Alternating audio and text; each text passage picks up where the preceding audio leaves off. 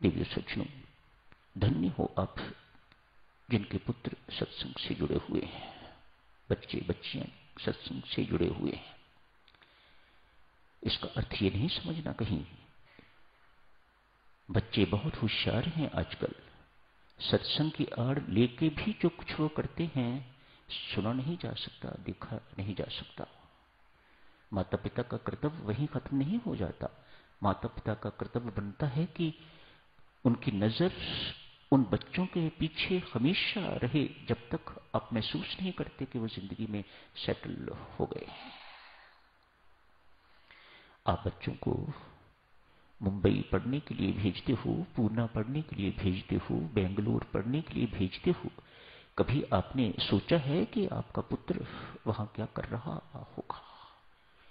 उसके ऊपर वहां कोई किसी प्रकार का अंकुश नहीं खुला है।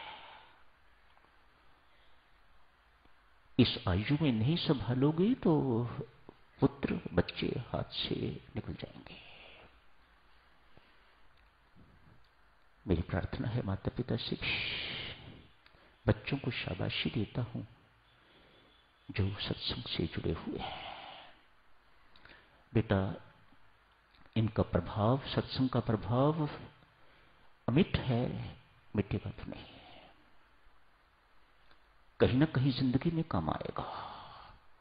दोष तो माता पिता का है जिन्होंने बच्चों की जो एज भटकने वाली है उस वक्त उन्हें संभाला नहीं।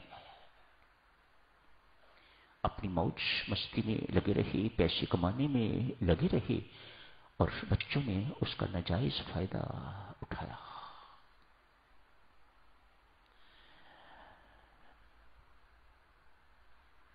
देखियो सज्जनों, किसी भी आयु के पुत्र हैं आपके, पुत्री है, उसे अपने साथ भजन पाठ के लिए दिन में 24 घंटों में थोड़ी देर के लिए जरूर बिठाया करो। बच्चे सत्संग में रोज नहीं आ सकते, उन्होंने स्कूल जाना होता है, बहुत पढ़ाई करने की जरूरत है। घर में तो होते ही हैं, आप भी घर में होते हो। स्वयं भी इसी ढंग से आपका भी नियम बन जाएगा बैठने का भजन पाठ के लिए, बच्चों के लिए। माता पिता बनना कोई इतना आसान नहीं है, बहुत सेक्रीफाइस, बहुत बलिदान की आवश्यकता है, तब अच्छे माँ बाप बनते हो। नहीं तो मेरी माता सज्जनों, ये पुत्र ही दुर्गुण युक्त होके दुष्कर्म करके तो माता पिता की दुर्गति करवाएंगे। सो से द स्क्रिप्चर्स।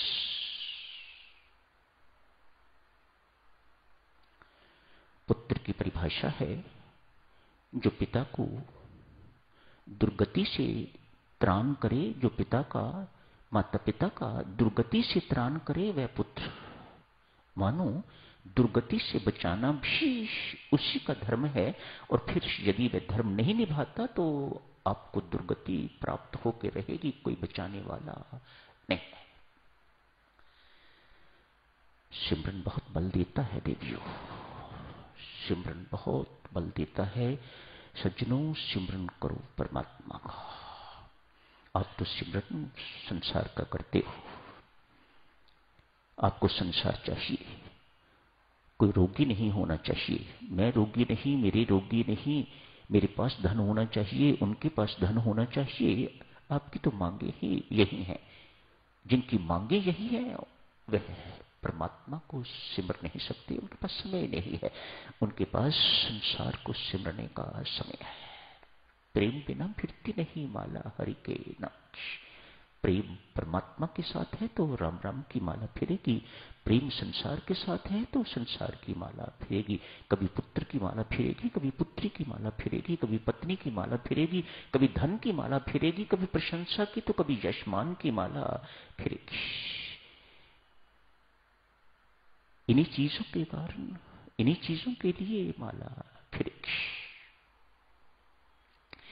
क्या है सिमरन साधक जनों? बहुत उच्च चीज है। आज तो चर्चा खत्म नहीं हो सकेगी, कल जारी रखेंगे सिमरन पर चर्चा, क्योंकि ये तो हमारे करने की चीज है, हमें करना ही है। भगवान श्री 2 अध्यायों में 8वें और 9वें अध्याय में सिमरन की चर्चा करते हैं। स्वामी जी महाराज ने भी आज सिमरन के लिए स्मरण योग नाम लिया है। मानो स्मरण अपने आप में योग बन जाता है। अगर आपका सिमरन सही है तो फिर आपको कुछ और करने की जरूरत नहीं। आप स्वाध्याय करो, प्रवचन सुनो, आप सत्संगों में जाओ, कुछ भी करो, लक्ष्य एक ही है। उस सुनने के बाद, सत्संगों में जाने के बाद क्या सिमरन की स्थिति, सतत सिमरन की स्थिति हमारे जीवन में आई है कि नहीं आई? क्यों? भगवान श्री फरमाते हैं, अंत समय जो मेरा स्मरण करता हुआ देह त्यागता है वह मुझे प्राप्त होता है, इसमें कोई संदेह नहीं है। भगवान श्री कृष्ण, गीताचार्य भगवान श्री कृष्ण कहते हैं इसमें कोई संदेह नहीं है। There is no doubt about it. जो मेरा नाम स्मरण करता हुआ, जो मुझे सिमरता हुआ अपनी देह को त्यागता है वह मुझे प्राप्त होता है। लगता है बड़ा आसान काम है। अंत समय जब अपने वश में कुछ नहीं होता, कब कोमा में चले जाओ, कब व्यक्ति को क्या हो जाए, वेंटिलेटर पर डाल दिया जाए, कोई कुछ नहीं जानता। ये अपने वश की बात नहीं है। लेकिन भगवान श्री दावा करते हैं, कहते हैं, जो अंत समय मेरा स्मरण करता हुआ देह को त्यागता है, ये कैसे हो? चर्चा का विषय तो ये है, सोचना तो हमें ये है, ये कैसे हो? संत महात्मा यहां समझाते हैं, जिंदगी भर, जिंदगियां भर अपने आप को इस प्रकार से अभ्यस्त करो कि अंत समय परमात्मा के सिमरन के अतिरिक्त और किसी का सिमरन ना हो। सुनने में फिर बड़ी सिंपल सी बात लगती है, लेकिन बहुत कठिन बात है। संसार में रहते हुए, परिवार में रहते हुए सतत स्मरण परमात्मा का बना रहे, बहुत कठिन बात है, लेकिन असंभव नहीं है। यदि असंभव होता तो भगवान श्री कभी ना दिखते।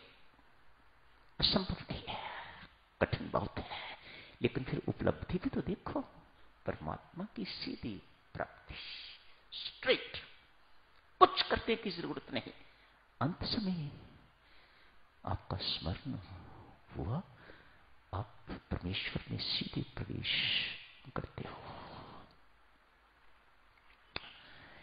आजकल तो बच्चों को सारा साल पढ़ना पड़ता है। जब हम लोग विद्यार्थी थे तो 11 महीने मस्ती करो, 1 महीना पढ़ लो और पास हो जाओ, अच्छे मार्क्स आ जाते थे। अब ऐसा नहीं है। ये सिमरन के लिए भी यही सत्य है। आप सोचो कि सारी जिंदगी भर मस्ती मौज करते रहो और अंत में परमात्मा की आपको याद आ जाएगी, स्मरण हो जाएगा और काम बन जाएगा। ये बिल्कुल असंभव है, कभी ऐसा नहीं होगा।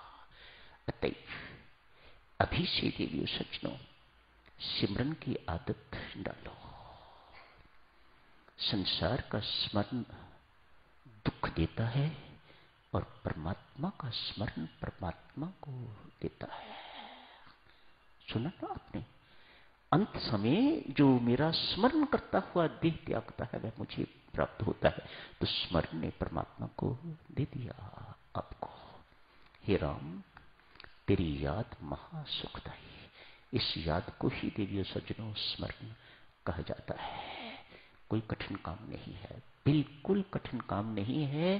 परमात्मा की कृपा हो तो सब कुछ संभव है, और परमात्मा की कृपा को मांगते रहना भी स्मरण है। परमात्मा का धन्यवाद करते रहना हर समय भी स्मरण है। बहुत आसान है सिमरन देवियों सज्जनों।